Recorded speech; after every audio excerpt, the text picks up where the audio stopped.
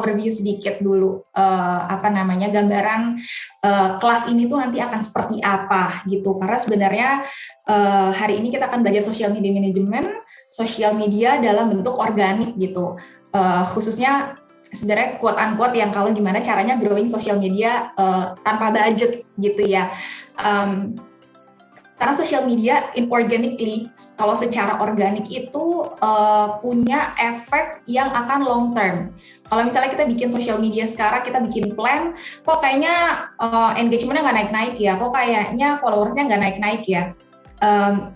Ada formula mungkin yang kayaknya salah, atau ada yang kurang tepat, atau bagaimana caranya kita memahami audiens itu kayaknya kurang nih gitu, sehingga kita belum ketemu formulanya dan impact-nya belum terasa gitu. That's why social media organik itu memang butuh trial and error sebanyak mungkin, sehingga nantinya memang akan impact-nya akan terasa secara long term. Dan kita sekarang tinggal di dunia yang udah serba digital, yang mana kalau kita ngerjain advertising secara konvensional aja, secara tradisional itu udah nggak cukup lagi. Dan every business lini, setiap bisnis apapun bentuknya itu butuh social media. Untuk apa? Untuk berinteraksi antara kita sebagai company, sebagai brand, dengan individual customer yang kita tuju, atau dengan komunitas yang ingin kita targetkan, atau dengan others company lain. Mungkin kalau bentuknya bisnisnya adalah B2B gitu. Karena banyak banget kan model bisnis gitu sekarang. Lalu dengan well-developed content strategy itu, social media itu secara organik itu akan nge-reach market dengan sendirinya gitu. Kita juga bisa berkontribusi nih teman-teman, mungkin ada yang social media tim juga di sebuah company, atau ada brand owner juga yang sekaligus nge-growing social medianya. Kita bisa social media ini salah satu channel yang bisa contribute juga ke business goals yang kita inginkan. Selain traffic sama sales, kita juga bisa meningkatkan kekuatan brand presence sama reputasi brand kita di antara kompetitor-kompetitor di market yang sekarang ada nih, gitu. Selain emang kita ujung-ujungnya kayaknya pengennya revenue, kita pengennya cuan gitu, keuntungan gitu. Tapi sebenarnya kekuatan yang paling penting ketika kita memiliki sebuah sosial media adalah reputasi, itu meningkatkan trust. Itu. Jadi ini akan gambaran gimana caranya kita buat sebuah social media yang well developed, gimana caranya kita buat plan yang sesuai dengan target audiens kita, gitu. Oke, sebelum bahas soal strateginya, di sini saya juga mau sharing dulu gimana gambaran social media landscape saat ini di Indonesia, gitu, sehingga nanti kita bisa pilih platform mana, social media mana yang tepat untuk kita jalanin bisnis kita sekarang, gitu. Oke, mulai dari behavior kita sekarang. Sebenarnya secara langsung dan tidak langsung, social media ini udah ngerubah bagaimana kita berperilaku, bagaimana kita melakukan aktivitas kita sehari-hari gitu. Bayangin aja, mungkin mulai dari kita bangun tidur sampai kita mau tidur lagi, mungkin hal yang pertama dan hal terakhir adalah kita ngecek gadget. Itu entah kita buka WhatsApp, mungkin notifikasi di Instagram, atau berbagai sosial media platform yang lainnya, atau sekadar cari berita di Twitter gitu mungkin. Jadi agak sekarang hidupnya udah, apalagi pandemi selama hampir 2 tahun lebih ini, kita hidup udah jadi semakin virtual, semakin digital gitu. Jadi banyak banget hal yang udah ngerubah gitu, termasuk bagaimana cara kita memenuhi kebutuhan primer kita, cara makan lah gitu. Sekarang kita makan banyak banget teracuni sama orang-orang yang ada di sosial media gitu, nggak usah dari influencer yang gede gitu. Teman kita posting apa aja, kita jadi kepengen gitu, nanya itu beli di mana gitu. Akhirnya kita nyoba, kalau kita emang craving banget gitu ya, kita pengen banget gitu. Itu untuk makan, apalagi belanja. Coba dilihat, ini kalau teman-teman sekarang lagi ada di kamar atau di rumah, coba lihat benda di sekeliling kita atau apa yang kita pakai, mana yang nggak beli online gitu. Mostly sekarang banyak banget produk-produk kayaknya apapun itu sekarang belinya online gitu. Terus bagaimana cara kita bersosial gitu. Oke, kita sebelum pandemi pun kita udah kayak semuanya udah serba digital, kita chat-chatan sekarang lewat WhatsApp, banyak grup-grup WhatsApp entah itu di sekolah, di kuliah, bahkan di lingkungan RT RW kita keep in touch terus, bahkan dalam jarak jauh gitu. Jadi apalagi sekarang pandemi, bahkan online platform learning kayak gini udah semakin marak gitu, sehingga memang cara kita bersosial udah transisi berubah makin ke arah digital lagi gitu. So social media itu baik lagi secara langsung dan tidak langsung itu udah mengubah bagaimana kita sehari-hari. Plus ada sesuatu fenomena, kalau anak-anak sekarang bilangnya FOMO ya, fear of missing out. Ternyata ada penelitian yang bilang 6 juta penduduk Indonesia itu bahkan pegang handphonenya mereka dia bawa, saya bahkan ke toilet gitu, saking nggak pengen ketinggalan, udah saking nggak nempelnya gitu itu gadget, entah itu mungkin sambil dengerin musik atau sambil scrolling gitu, scrolling TikTok mungkin. Jadi udah segitu nempelnya kita sama sosial media, sehingga pelaku-pelaku bisnis butuh sekali untuk brand awareness kan brand atau company yang sedang mereka running gitu. Lalu kalau kita baca data, ini baca terbaru yang saya ambil dari We Are Social, ini baru rilis kemarin Februari ya. Ini number of social media user di Indonesia itu ada 191 juta orang yang menggunakan sosial media. Jadi ada, kalau dibandingin sama total populasi Indonesia, itu ada 68,9%. Itu ada peningkatan yang cukup signifikan dibanding tahun lalu. Gitu. Ada sekitar 21 juta atau 12,6% peningkatannya. Gitu. Dan social media user kita bandingin sama populasi masyarakat Indonesia yang di atas usia 13 tahun itu 88,5%. Gitu. Jadi udah segitu banyaknya orang yang menggunakan media sosial di Indonesia. Jadi apalagi yang harus kita tunggu? Kenapa kita nggak utilize brand atau company yang sedang kita mau growing ini menggunakan lewat social media gitu. Lalu average daily time spend social media orang itu per harinya sekitar 3 jam 17 menit. Ini ada peningkatan sekitar 3 menit dari tahun lalu, sekitar 1,5%. Tapi saya rasa ini akan jauh lebih tinggi. Kalau teman-teman di handphonenya ada weekly report kayak time consume-nya kita gitu. Ini aku yakin lebih banget sih dari 3 jam per hari gitu. Karena ya yang tadi balik lagi, kita udah ngapa-ngapain aja sekarang, mau nunggu, mau sambil makan, kita sambil buka sosial media, buka internet lah gitu istilahnya. Lalu kita bandingin sama total internet user, kalau pengguna media sosial itu 93,5%. Jadi mostly orang yang akses internet di Indonesia itu 93,5%-nya menggunakan media sosial. Mereka punya akun media sosial gitu. Lalu average number of social media platform yang digunakan setiap bulannya ada 8,5 gitu. Lalu untuk perbandingan female dan male antara pria dan wanita pengguna media sosial itu kebanyakan memang masih dipegang pria sekitar 53,5% dan wanita 46,5% gitu. Lalu apa sih sebenarnya main reason orang itu pakai sosial media? Ini mostly kalau yang pertama adalah mereka ingin tetap berhubungan sama tetap kontak ya sama teman-temannya, sama keluarga. Mungkin karena pengguna WhatsApp di Indonesia tuh gede banget gitu. Jadi ini mungkin salah satu alasan mereka untuk menggunakan media sosial. Lalu yang tadi aku bilang sempat killing spare time gitu. Jadi mereka untuk killing time sambil ada waktu kosong atau nunggu gitu, itu pasti mereka kita itu sambil megang gadget, entah itu scrolling apa di social media dan macam-macam gitu. Lalu alasan yang selanjutnya adalah orang cari berita gitu, cari tren sesuatu, seeing what's being talked about gitu, apa yang lagi banyak orang-orang omongin gitu. Lalu yang selanjutnya ini yang paling penting, looking for things to do or buy gitu. Jadi orang cari sesuatu untuk mereka beli itu melalui media sosial salah satunya. Mereka cari review biasanya, lalu finding content. Ini kalau finding content itu biasanya untuk content creator atau tim social media gitu ya. Lalu yang selanjutnya ada reading news stories, finding product or purchase. Nah ini juga salah satu yang paling penting ya untuk kita pelaku bisnis atau social media di sebuah brand atau company untuk nge-growing ini, karena nge-capture orang-orang yang cari sesuatu di social media untuk membeli gitu. Lalu ada watching live streams, ada finding like-minded people, making new contacts, terus sharing opinions, posting di social media, terus activities for work, avoiding missing out, yang tadi aku bilang FOMO, lalu supporting good causes gitu. Ini ada beberapa main reason-nya.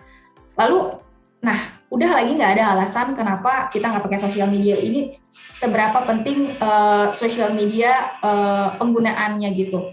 With the amount of user yang gede banget di sosial media, usernya tuh gede banget, itu kenapa bikin sosial media cocok sekali untuk jadi platform kita nge-reach customer baru dan potensial customer gitu untuk company atau brand kita. Dan yang tadi udah aku sebutin, ada 68,9% social media user, persentage-nya dengan total seluruh populasi di Indonesia. Lalu 78%-nya mereka ada di usia produktif, yang mana kalau usia produktif itu memiliki daya beli yang cukup tinggi, sehingga ya butuh sekali kita menggunakan media sosial untuk bisa nge-reach orang-orang yang seperti itu. Dan seringkali customer itu, user itu menemukan sebuah brand baru itu lewat sosial media. Kayak baru kita nemuin, oh ada ya brand ini, oh ternyata ada yang jualan ini ya,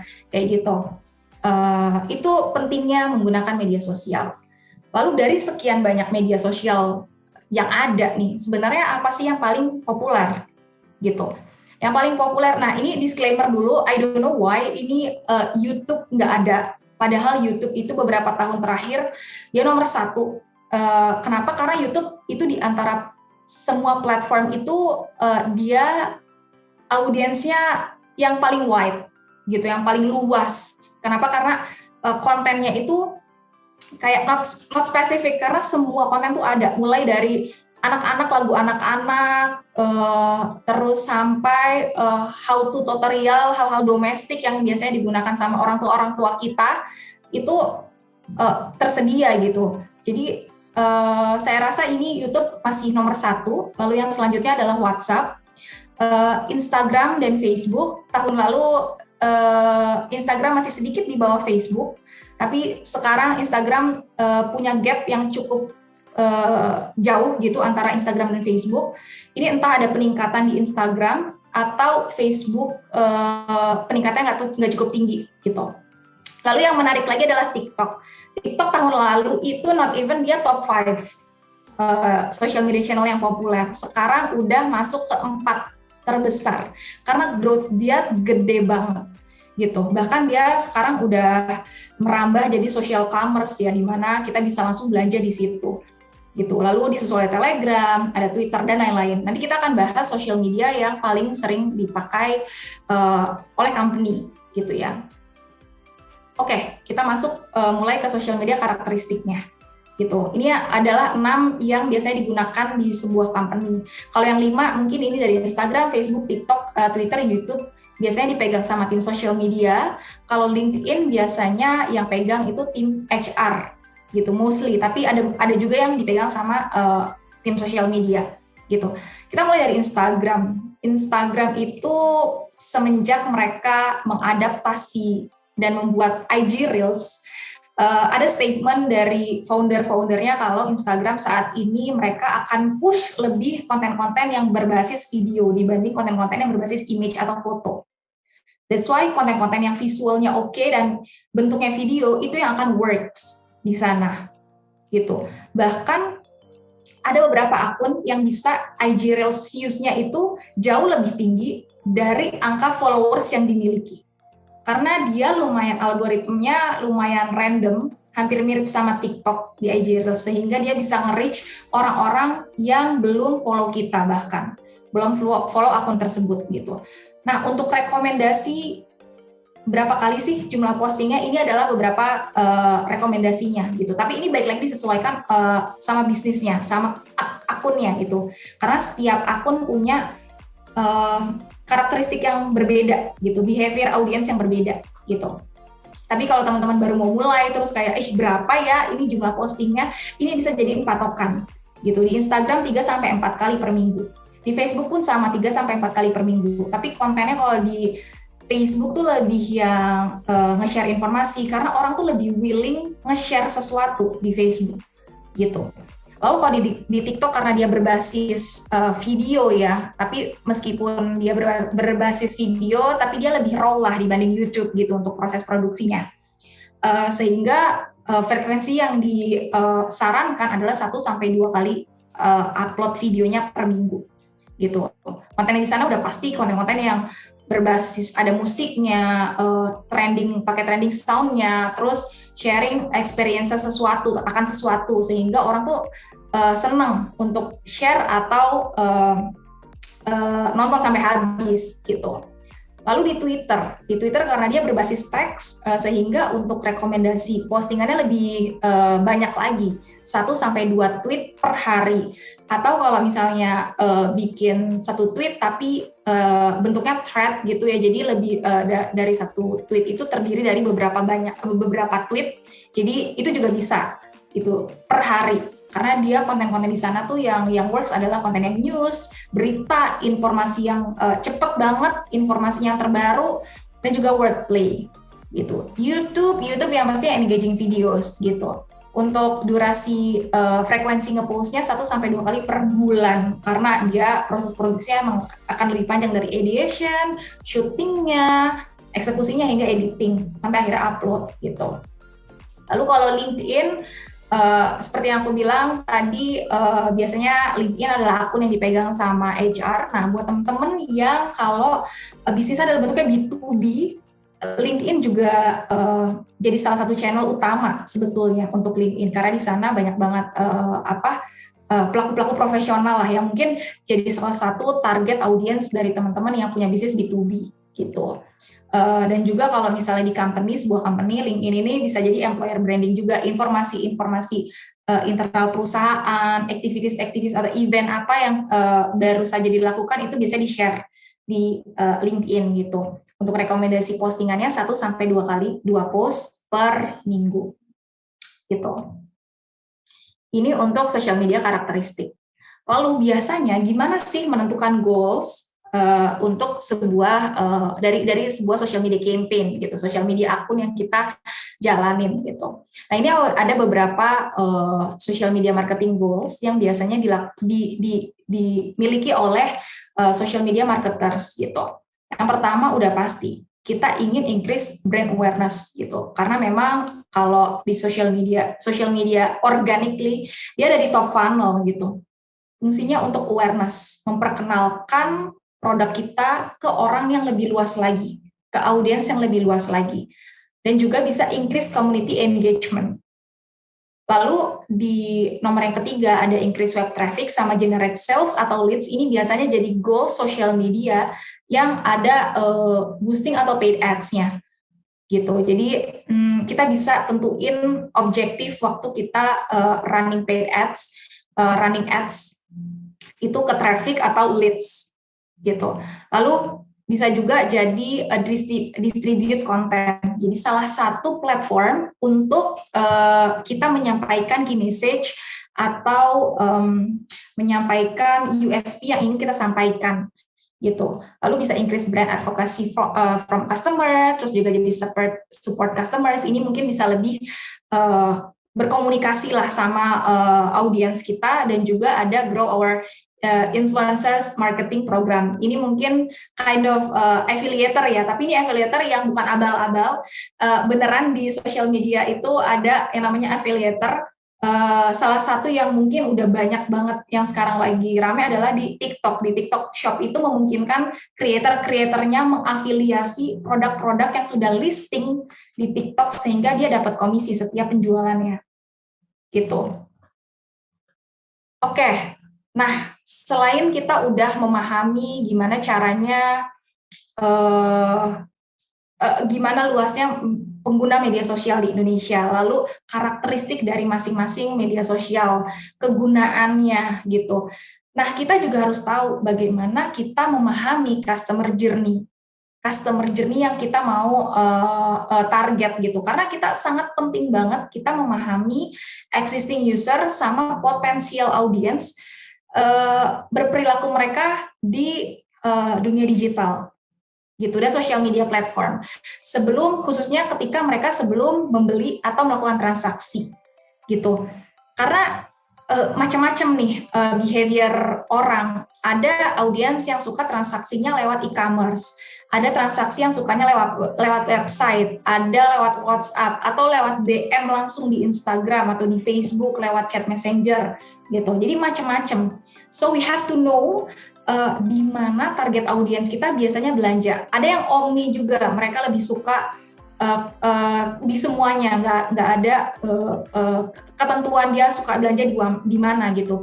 Atau ada juga yang favorit akan sebuah marketplace, sehingga kita kalau misalnya kita nggak ada di marketplace yang ini, mereka pasti akan bombardir kita, kok nggak ada di sini gitu. Nah, ini kita harus pahami gitu kebiasaan mereka ada di mana, sehingga kita bisa maximize, kita optimize platform tersebut gitu. Dan di social media kita juga bisa buat quick survey atau mini riset lah untuk seperti apa konten yang mereka butuhkan dan mereka suka di setiap platform media sosial. Jadi kita bisa membuat konten yang relevan buat mereka sehingga apa yang ingin kita sampaikan jadi efektif tersampaikan ke mereka. Gitu. Oke, ini ada beberapa jenis generasi gitu yang mungkin sering dibahas gitu. Ada generasi baby boomer, ada generasi X, generasi Y, generasi Z. Nah, mereka tuh seperti apa sih sebenarnya gitu. Di generasi baby boomer ibaratnya mungkin kita bisa profilkan mungkin seperti orang tua kita atau nenek kita lah ya, lebih tuanya lagi gitu, dengan usia 70 tahun ke atas, 60 tahun ke atas gitu. Mereka lahir bukan di dunia digital. That's why ini makanya setiap generasi punya karakteristik yang cukup signifikan berbedanya gitu. Secara langsung dan tidak langsung karena dipengaruhi bagaimana era tersebut berjalan gitu. Nah, di usia yang baby boomer ini agak sulit memang untuk mereka transisi secara penuh ke dunia digital gitu. Hingga bagaimana mereka memutuskan untuk membeli sebuah produk atau layanan gitu. Kalau generasi baby boomer seperti itu. Lalu kita berangkat lagi ke generasi X gitu. Kalau di ibarat mungkin orang tua kita gitu ya. Sebagian mungkin kayak 5-10 tahun terakhir mereka udah mulai terpapar dengan media sosial, apalagi sekarang smartphone udah makin murah gitu. Jadi proses untuk mereka akhirnya transisi ke dunia digital udah lumayan terbuka lah, meskipun mostly banyak yang kayak masih nggak percaya, yakin nggak sih ini produknya oke kalau kita belanja di online, terus banyak juga yang masih ketipu bagaimana cara membeli online gitu. Akhirnya mereka ketika udah gagal beli sekali, akhirnya mereka trauma gitu, karena mereka akhirnya trust-nya itu hilang. Itu karakteristik generasi X. Kita ke generasi Y, which mungkin ini aku tahu ini mungkin usia beragam teman-teman di sini, tapi mungkin kita ada di generasi Y atau generasi Z ya, mungkin ya. Di generasi Y udah mulai setengah dari hidupnya udah terpapar sama dunia digital gitu, sehingga kita berkembang bersamaan dengan digital itu berkembang juga gitu. Kita ngalamin juga dulu bagaimana internet komputer dalam bentuk tabung dan lain-lain gitu. Jadi kita berkembang bersamaan dengan itu, sehingga kita lebih mudah untuk bisa menerima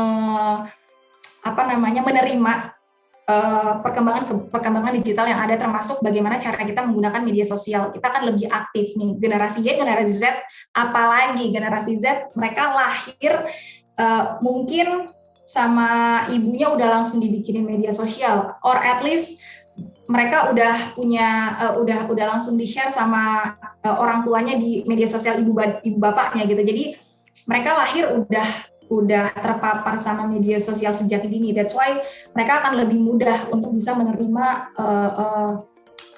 proses digital ini gitu. Oke, so kalau kita lihat dari generasi X, generasi Y, dan generasi Z di sini, bagaimana behavior mereka di dunia digital gitu ya. Secara garis besar, kalau lihat datanya di sini, itu mirip-mirip banget. Bagaimana cara dia bersosial network, menggunakan instant messaging service kayak WhatsApp, Line, dan lain-lain. Terus search engine, ketika orang cari sesuatu udah pasti googling aja biar cepet gitu. Lalu yang bikin bedanya adalah ketika di sebelah kiri itu ada purchase online atau belanja online, atau online retail platform, terus travel vacation website, email. Nah, yang pembedanya di situ. Kalau generasi Z, mereka agak cenderung grafiknya turun gitu dibanding generasi X dan Y. Kenapa? Karena biasanya generasi Z ini daya belinya belum setinggi generasi X dan generasi Y. Gitu. Biasanya mereka kemampuan untuk membelinya masih tergantung sama orang tua. Gitu. Sehingga memang di sini letak perbedaannya. Ketika pun kita mau menyasar market yang lebih remaja, mungkin nggak cuma remajanya yang kita target, tapi ibu-ibunya, orang tuanya kita target juga, gitu. Sehingga ada trust yang bisa dibangun dari orang tuanya, sehingga willing untuk ngebeliin anaknya, gitu. Oke, so gimana caranya bikin social media yang efektif? Gitu. Kita udah tahu nih, mungkin journey dari audiens kita seperti apa. Tapi di sisi kiri itu ada dilema dengan sisi kanan gitu. Di sisi kiri kita ada apa yang sebenarnya company atau brand yang kita jalankan itu try to communicate gitu. Kita mau sampaikan apa? Kita mau sampaikan sesuatu yang company ingin sampaikan lah gitu intinya. Tapi di sisi kanan ada lagi keinginan social media user untuk melihat postingan seperti apa dan apa yang diharapkan mereka dapatkan ketika mereka mengakses media sosial.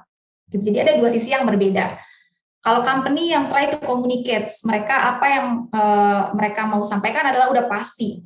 Maunya kita kasih promo yang besar-besaran. Mereka harus orang-orang user baru, mereka harus follow kita. Kita sampaikan semua keunggulan, USP-nya, kita show off. Pokoknya kita mau tunjukin kalau kita beda dari kompetitor kita, gitu.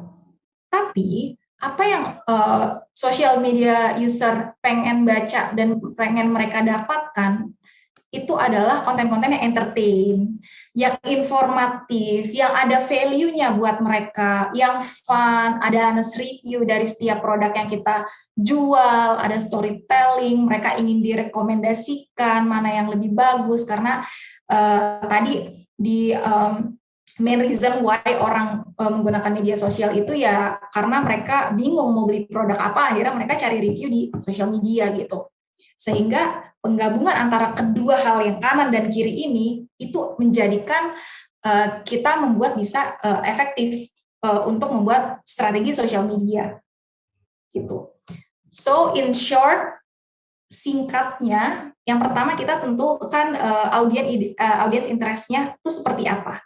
Bukan kita tentukan, tapi kita mengetahui apa sih yang paling menarik buat mereka, apa informasi apa yang ingin mereka baca di social media, khususnya nanti kalau kita share dari sisi akun kita gitu. Lalu brand personality, cerita apa, keunikan apa yang ingin kita sampaikan untuk produk kita gitu. Apa nih kita tentuin sehingga kita bisa mendapatkan formula konten yang relevan. Sehingga gimana sih caranya bikin konten yang interesting buat audiens, tapi dengan waktu yang sama kita sekalian jualan gitu. Jadi kalau aku ambil contoh di Halodoc, audience interest-nya Halodoc itu mereka lebih suka baca informasi konten-konten kesehatan. Orang-orangnya tuh suka literasi konten-konten kesehatan. Mereka tuh suka yang lifestyle, suka sesuatu yang dekat sama mereka, yang sehari-hari. Lalu brand personality Halodoc itu biasanya gini, karena orang-orang tuh senangannya kalau sakit itu lebih baik nggak tahu dibanding tahu. Dibanding saya ke dokter, mendingan saya nggak tahu, saya nggak apa-apa gitu. Biasanya gitu. Sehingga kita ingin menyampaikan kalau kamu sakit, konsul ke dokter. Kenapa? Karena lebih baik diobati dibanding itu berlarut-larut gitu, sehingga nanti makin parah. Plus apalagi ketika kamu nggak sakit gitu, karena itu challenge-nya juga di Halodoc. Biasanya orang Halodoc tuh kalau sakit doang gitu. Padahal tindakan preventif, tindakan pencegahan juga penting. Jadi itu yang pengen kita sampaikan ke audiens. Sehingga gimana caranya bikin konten yang relevan, karena audiensnya seperti itu dan brand personality kita kayak gini nih.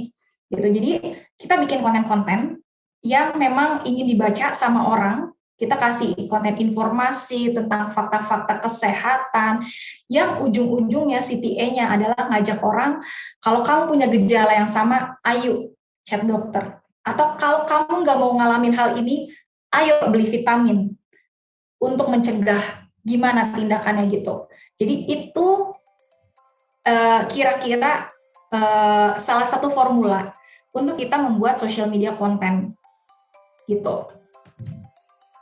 Oke, yang selanjutnya kita udah tahu ya secara social media landscape, lalu gimana caranya kita mulai nge-crafting konten.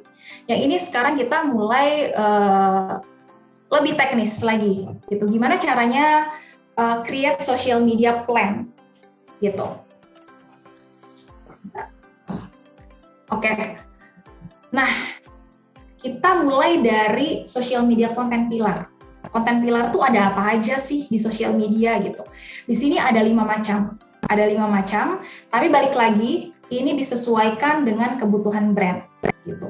Aku pernah kerja di Halodoc, di Zilinggo, di Shopee. Ketiganya nggak ada yang sama gitu. Jadi balik lagi social media secara organik ini butuh banget A/B testing. Kita butuh banget tahu mana yang works, mana yang enggak, sehingga nanti kita punya formula sendiri.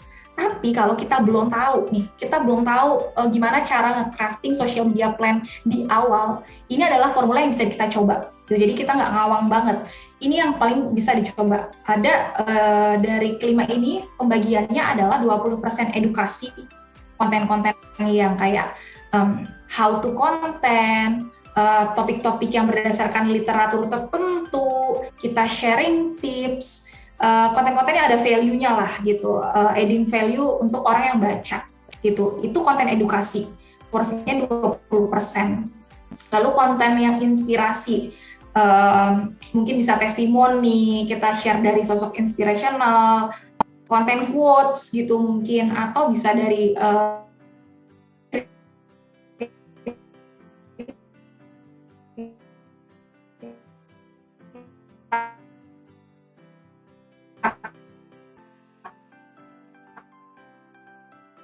terus kita bikin greetings atau berita dari perusahaan, informasi dari perusahaan yang kita sampaikan. Ini 20% porsinya. Lalu promosi ya udah pasti semua yang berkaitan sama hard sell ya. Ada mungkin diskon, voucher, gratis ongkir, apapun lah yang berhubungan sama hard sell itu bisa kita masukin juga gitu di social media. Porsinya bisa 20%. Lalu yang terakhir yang paling besar adalah interaksi, 30%. Kenapa interaksi paling besar? Karena memang social media ini kan pada dasarnya platform untuk kita bersosial gitu. Orang seneng buat sharing sesuatu. Bahkan dari satu postingan brand itu beberapa mereka suka ikutan komen, mereka memberikan feedback gitu terhadap konten yang kita post gitu. Makanya kenapa interaksi ini cukup penting, karena nanti impact-nya adalah ke angka engagement gitu. Bentuknya seperti apa? Bisa quiz, bisa games, bisa Q&A, bisa open question lah gitu, diskusi macam-macam gitu yang paling gampang tuh yang mengajak mereka untuk ngapain gitu. Entah itu mereka likes, mereka itu follow, mereka itu komen, mereka sharing ke temennya. Pokoknya yang melakukan sesuatu gitu. Sehingga ini yang akan biasanya konten pilar inilah yang akan membawa angka engagement yang lebih tinggi dibanding semuanya. Interaksi paling tinggi untuk bisa nge-gaining engagement. Kalau misalnya ada hadiahnya, apalagi kalau kita ngelakuin giveaway, itu bisa berimpact ke followers juga gitu. Dari semuanya yang paling kecil yang mana engagement? Udah pasti yang promo, udah pasti gitu. Tapi kita nggak bisa ngurangin itu karena itu jadi salah satu konten pilar yang harus ada, karena kita ingin menyampaikan sisi dari perusahaan yang lewat promo gitu. Ini aku kasih contoh konten pilar di Halodoc. Balik lagi, Halodoc udah melakukan banyak A/B testing di setiap tahunnya, sehingga kita menemukan formula ini untuk yang saat ini bisa works ya, karena pasti berbeda.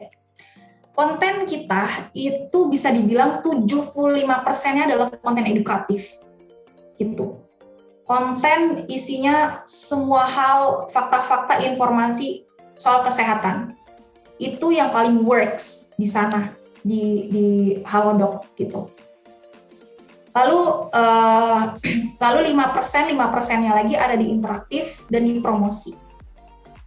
Meskipun porsinya kecil tapi tetap ada, karena konten interaktif di Halodoc ternyata seperti konten engagement yang kayak gini, yang kayak quiz, games, yang ujung-ujungnya tinggal mereka jawab di komen. Ini kayak quiz-quiz gampang lah, sehingga nanti bisa ningkatin engagement kan. Cuma ini ternyata porsinya jauh lebih kecil dibanding edukatif. Kenapa? Karena konten edukatifnya Halodoc itu udah membawa angka engagement yang cukup tinggi juga. Gitu, teman-teman bisa lihat di Instagram kita. Gitu. Lalu di promosi ya bisa dibilang ini angka impression, reach, engagement semua paling kecil. Tapi ya mau nggak mau kita harus sampaikan ini gitu, sehingga ini kita tetap posting tapi porsinya kecil sekali gitu. Lalu yang terakhir adalah informatif, itu sekitar 10% lah ya.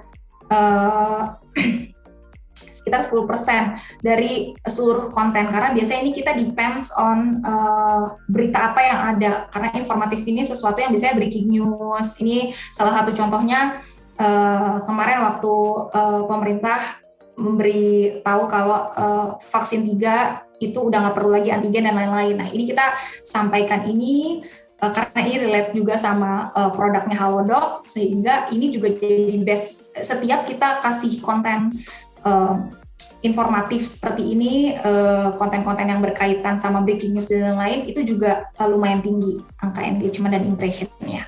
Gitu. Ini adalah keempat pilar konten yang Halodoc gunakan. Gitu. Kalau di Zilinggo gimana? Beda lagi. Di Zilinggo ini karena dia waktu aku join itu masih fokusnya di fashion, gitu. Jadi yang paling besar adalah konten-konten inspirasi.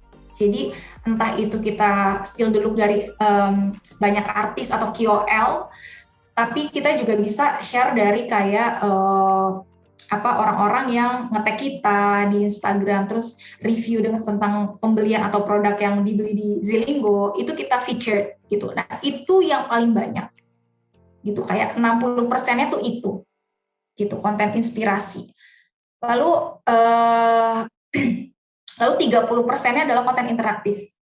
Karena bedanya di Halodoc udah nggak kena nih konten interaktif itu, karena konten edukatifnya udah banyak engagement ya. Kalau di Zilinggo konten interaktifnya masih lumayan banyak, jadi peminatnya tuh banyak gitu, engagement tetap tinggi. Kita kayak bikin games, even itu nggak berhadiah gitu, tetap ningkatin engagement. Lalu 10%-nya lagi promosi gitu. Ini udah berangkat dari kita udah berangkat dari kita coba-coba gitu. Coba kita banyakin inspirasi, atau kita banyakin interaktif, atau banyakin promosi gitu. Nah ini yang paling ideal gitu. Beda lagi kalau waktu di Shopee. Di Shopee kalau teman-teman lihat, itu dia cuma 50-50, antara 50 engagement sama 50 promosi. Other than that dia cerita, mungkin bukan 50-50, kayak 50, 40, 10, 50-nya itu mungkin konten konten engagement gitu. Isinya tuh engagement semua, tebak kotak mana yang mau jadi hadiah kamu dan lain-lain. Itu yang paling gede banget, high engagement di Shopee. Lalu 40%-nya promo, isinya promo semua karena banyak banget titipan dari partnership gitulah, brand-brand yang pengen di featured juga di social media. Lalu sisanya adalah branding gitu, misalnya ada informasi pengangkatan brand ambassador atau event-event tertentu yang lagi jalan di Shopee gitu. Jadi kebayang ya, jadi social media content pillar itu beda-beda untuk setiap akun gitu. Bahkan apa yang terjadi di Shopee belum tentu works juga di di kompetitornya gitu. Jadi beda akun akan beda behaviornya. Jadi apa yang perlu social media tim lakukan adalah testing. Lakukan testing sebanyak-banyaknya gitu, sehingga kita bisa dapatkan formula yang tepat untuk bisa ningkatin followers, dapetin engagement, dapetin impression gitu. Nah, selain itu, perlu sekali untuk kita maximize platform features. Maksudnya gimana? Nah, kita ambil contoh di platform Instagram aja dulu. Di Instagram itu kan nggak cuma Instagram Feed. Ada Instagram Story, ada Instagram Video, ada Instagram Reels, ada Instagram Live. Ini ketika kita bikin plan di social media, semua fitur ini harus dibuatkan plan. Jangan cuma di Instagram post-nya aja. Gitu. Karena mereka punya fungsi yang beda-beda. Nggak mungkin tim Instagram tuh punya fitur sebanyak ini nggak ada maksudnya, nggak mungkin gitu. Instagram Feed, di Instagram Feed itu selain ya kita bisa muncul di existing followers kita, di orang-orang yang udah follow kita, Instagram Feed ini memungkinkan untuk kita nge-reach audiens yang baru. Kalau teman-teman buka insight di Instagram Feed, itu di total angka, kita bisa lihat angka impression. Nah, di bawah impressionnya itu ada breakdown-nya. Impression from homepage, impression from hashtag, impression from explore, gitu. Jadi ada banyak potensi akun kita ini, postingan kita di Instagram Feed ini muncul di non-followers kita. Sehingga makanya kalau Instagram Feed itu di insight ada insight follows, number of follow. Orang yang follow akibat melihat postingan tersebut. Gitu. Jadi Instagram Feed itu memungkinkan kita untuk bisa nge-reach audiens baru. Ini kita bahas secara organik ya lagi-lagi. Lalu Instagram Story, fungsinya untuk apa? Ya untuk maintain relationship, untuk berinteraksi sama orang yang udah follow kita. Bedanya itu, mereka udah tahu orang yang lihat Instagram Story kita udah pasti yang follow kita, kecuali di-share sama temennya ya. Temennya nge-share di IG Story atau nge-share di DM, terus orang temennya itu ngeliat gitu. Nah, mostly Instagram Story itu adalah existing user. That's why kita bikin Instagram Story itu lebih deep lagi kontennya, karena orangnya udah tahu produk kita. Tinggal kita tambahin interaksi, kita ajak mereka komunikasi, berinteraksi gitu, atau kita kasih promo.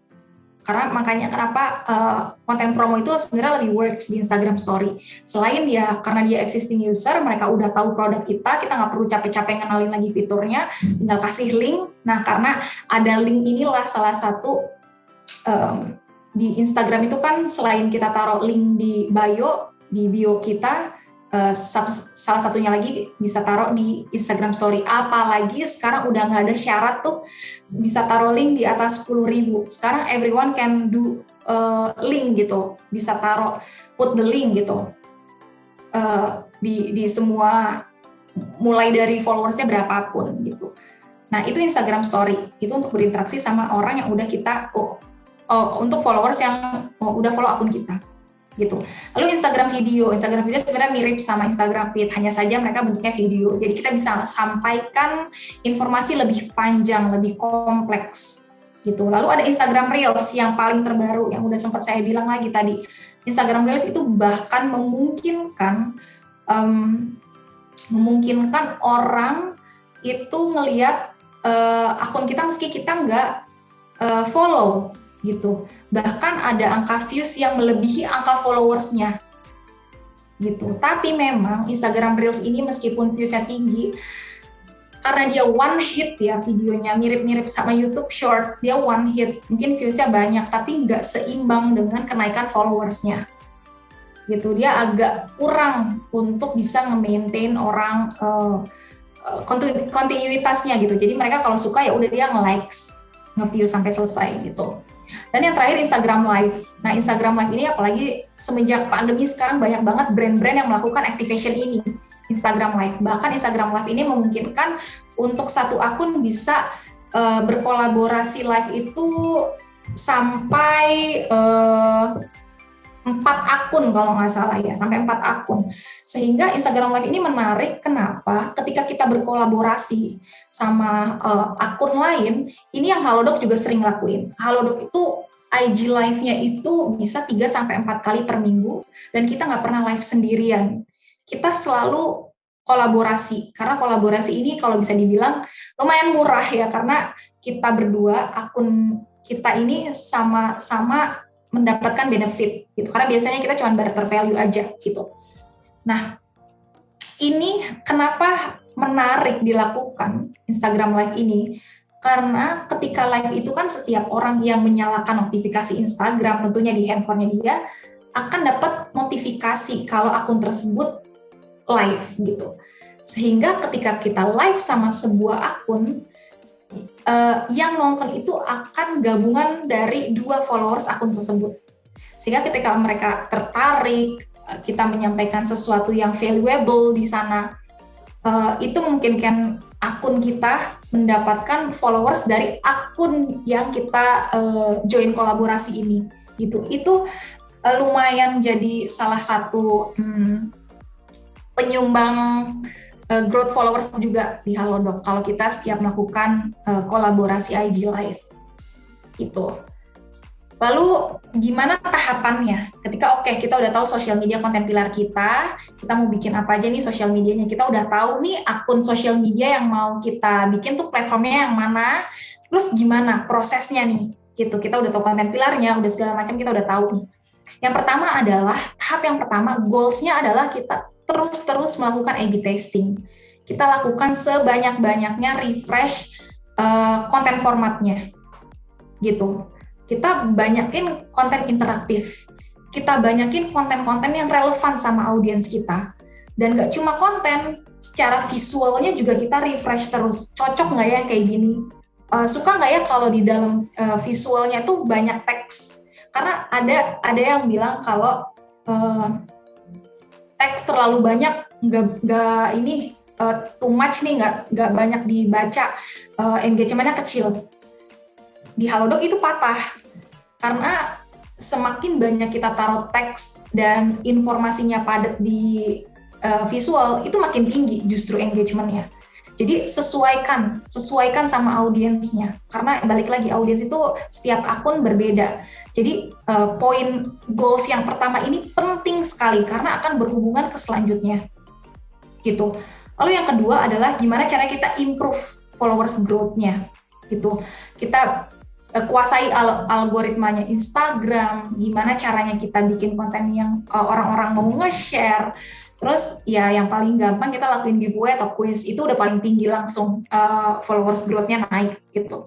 Cuma kalau budget kita terbatas, kita nggak punya boosting budget, kita nggak punya giveaway budget, kita bikin konten-konten yang berkualitas, sehingga berkualitas untuk audiens kita ya, sehingga mereka willing untuk share gitu ke lebih banyak orang gitu. Setelah kita improve followers growth, kita improve lagi engagement rate-nya. Di tahap yang ini kita udah bukan lagi kita harus banyak nih ngepost, kita harus sering nih ngepost gitu. Sekarang bentuknya adalah quality over quantity. Kita udah nggak perlu lagi kayak dalam satu hari kita kayak harus post 5 nih biar orang nih dapat setiap buka Instagram, setiap buka TikTok, bukanya kita terus nih gitu, dapatnya kita terus gitu. Enggak gitu. Karena untuk membuat satu konten yang berkualitas itu emang butuh proses yang lebih panjang gitu, sehingga memang jumlah kontennya akan lebih sedikit. Lalu kita bikin two-way communications, juga maintain respon rate-nya gitu. Jadi setelah ngepost biasanya jangan ditinggal, social media tim itu jangan ditinggal. Jadi kita habis ngepost habis itu ditinggal. Jangan setiap ada yang komen langsung balas, setiap ada yang DM langsung balas gitu. Secepat itu, harus secepat itu, apalagi setelah kita ngepost ya. Terus yang terakhir ya ini yang tujuan kita utama adalah traffic website, yang mana ujung-ujungnya mungkin bisa dapat revenue, GMV dan lain-lain gitu. Di sini bisa kita taruh call to actions, kita taruh website atau platform yang mau kita highlight, dan juga sneak peek produk kita. Gitu. Ini untuk tahapan social medianya, social media plan. Nah ini saya bisa share juga satu template yang saya pakai sejak di Shopee. Jadi kebetulan memang waktu di Shopee saya berada di awal-awal tahun di Shopee, sehingga saya lumayan ikut membangun tim ya di tahun 2015-2016 itu. Jadi ini adalah template yang kami pakai, sehingga saya bawa terus waktu saya ke Zilinggo dan saya bawa lagi ke Halodoc gitu. Kalau teman-teman ada terbiasa mungkin pakai tools tertentu, it's okay, nggak apa-apa. Tapi ini mungkin teman-teman bisa pakai juga. Ini bisa aku share juga template-nya. Ini ada template content planner dan ada template editorial plan-nya gitu. Content type-nya, image references-nya dan lain-lain lah ini. Ini bisa dipakai. Kalau teman-teman mungkin belum tahu nih ada tools atau ada platform lah yang bisa menyediakan ini. Nanti aku bisa share. Oke, yang terakhir untuk hari ini ada social media checklist.